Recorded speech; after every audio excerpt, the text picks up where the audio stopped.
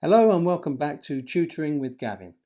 In this series of videos, I'll be showing you how to get a great grade in the GCSE English Language and English Literature exams by understanding how to recognise, understand and analyse when literary devices are used by other writers, and how to use a range of them effectively and imaginatively in your own writing. In this video, I'll be exploring the effects of personification and pathetic fallacy. Personification is describing something non-human using human characteristics, whereas pathetic fallacy is describing something non-human using human emotions.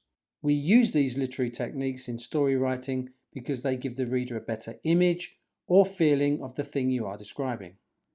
An example of personification is, she watched the stone skate across the surface of the pond. An example of pathetic fallacy is, she watched the stones skip and dance across the surface of the pond.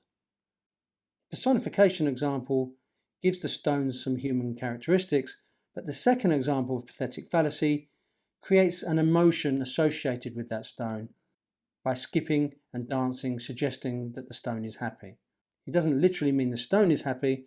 The skipping and dancing reflects the mood of the person who is watching the stone.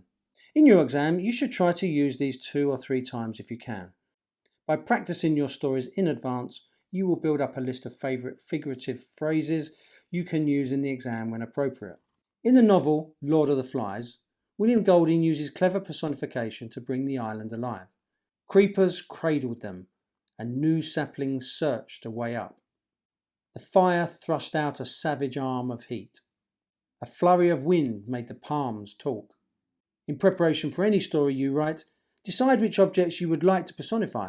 It could be a house, a garden, a car, or anything that plays an important role in establishing a vivid setting for your story. Personification is particularly effective in suspense or supernatural narratives, as it can reflect the imagination of the protagonist in the story. For example, the heavy oak door yawned open and the old house breathed menacingly. Pathetic fallacy is very effective when trying to use the weather or landscape to reflect a character's mood.